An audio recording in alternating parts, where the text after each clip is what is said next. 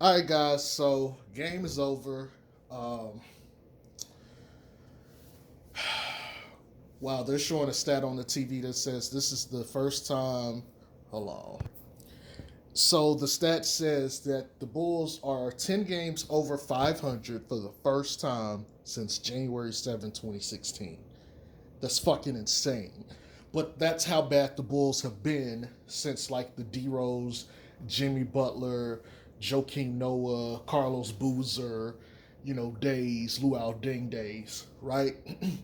So the Bulls come back and win this game. Well, I shouldn't say come back. They were always ahead, but they win this game 113 to 105. So the fourth quarter can be summed up as a tale of two halves or tale of two half minutes. There was the DeRozan in the beginning. DeRozan doing what he does. He leads the league in fourth quarter scoring at 8. And Zach LaVine comes in afterwards and he just gives you another 12 points.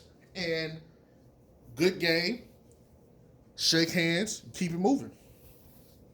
You know, but the thing is, what got the Bulls the win, even though yes, there was some heroics by those guys, but they weren't as careless with the ball. They stopped turning the damn ball over, and they got the ball movement. But again, I seen some things I still didn't like. The same shit I've already spoken about, you know, and they're supposed to play Atlanta today.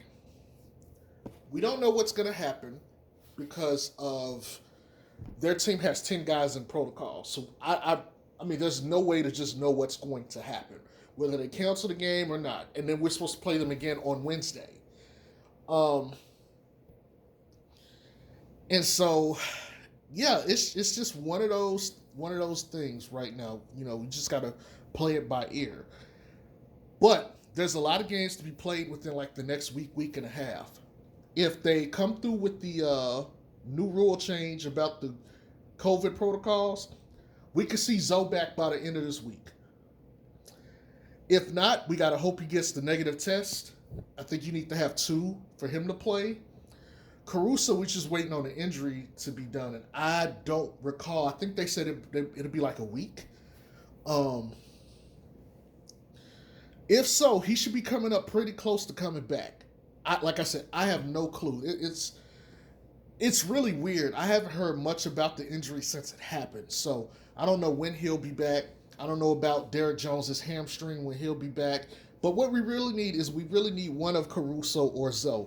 At this point, I really don't care which one it is, but we need one of both of them.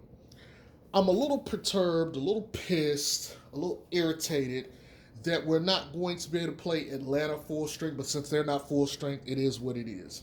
That's one of the games I was looking forward to, is I wanted to see how we defended Trae Young with both Caruso and Zoe. Unfortunately, that shit ain't gonna happen. I digress though. The Wizards game is the one that I had circled on the calendar. Both of them, and those are coming up within the next week. That is what I hope we're fully healthy for. If it's just one game, I want to see us fully healthy versus them. I want to see how good they are, in person, face to face. And I don't mean like actually in person. I mean on the TV. But I want to see them matched up with us to see where we stack up and where they stack up. Um, Wizards have been on a bit of a slump recently, and they've come down to earth. But like I said, I still got faith in them. I still think they'll turn it around. So we'll see what happens with that. Outside of that, look, trade deadline is 6 weeks away. Okay, basically in the middle of February around Valentine's Day. They let Alize Johnson go. There has to be something coming. And again, this is the good thing about Caruso and Zoe not being here, is we get to actually watch and see what this team looks like. You can see that there are some serious cracks in this team without them already. Like with them, there were some cracks, but without them, there are some serious cracks in this team. And you almost have to hope that they get to play Washington without both of them, because now you got Spencer and Beal, even though I'm trying to remember, I think something happened with Beal. Either he's in safety protocols or he got hurt. I can't remember. But hopefully he's okay and he's healthy. But you got to hope that maybe they get to play them once to see what it looks like when you have to play like dominant guards and what that'll look like to Acme, and they can make a, suitable decision. I would have been perfectly fine today if Ayo had taken all of Kobe's minutes. Which, if I see that, I gotta assume that maybe Acme sees that. Now I know they're gonna get the excuse, well, he hasn't had a chance to play, yada yada yada. He coming off the injury. I get it, but the man just don't seem like he fit. Alizé don't fit. Like, you can look at this team and just say some of these guys don't really fit that well.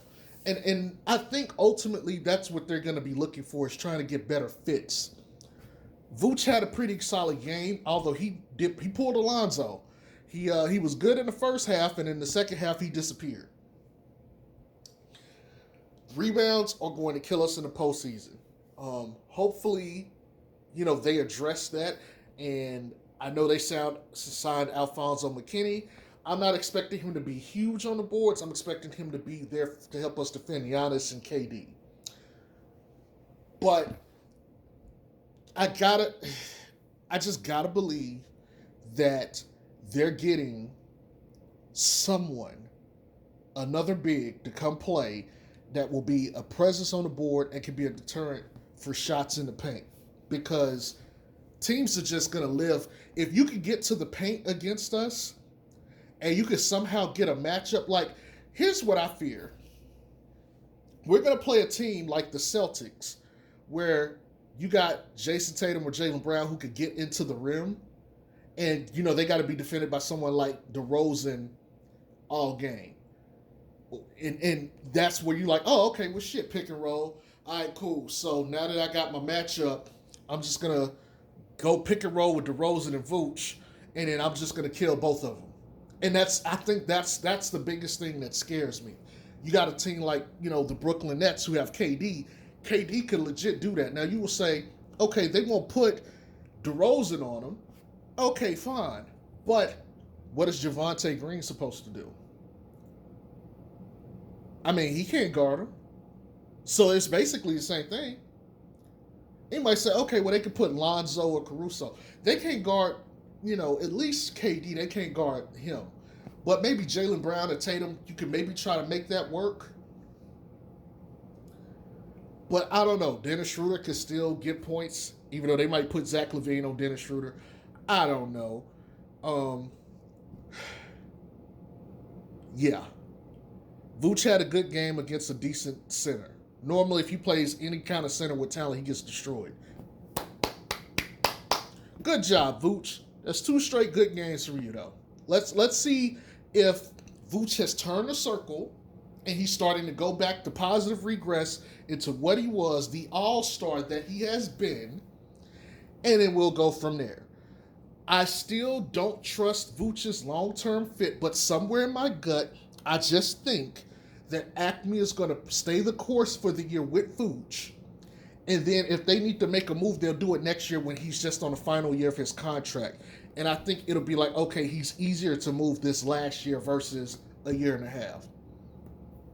But we'll see.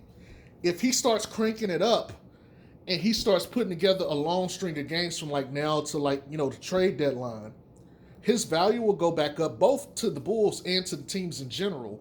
And if he has a really good, year going into the postseason, it's going to be an interesting offseason because, they're going to have to pay Zach LaVine, right?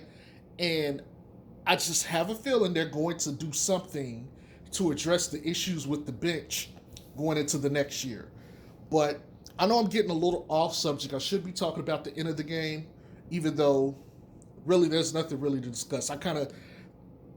Most of the game was already covered within the first 3 videos I did. So this shouldn't come as a surprise, okay? But that's really all I wanted to talk about here.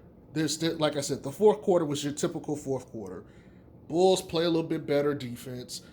take care of the ball. DeRozan and Zach LaVine go out and get you like ludicrous amounts of buckets, and the game is over, and it's not really close. Okay, that's pretty much the end of it. He did play Matt Thomas in the fourth.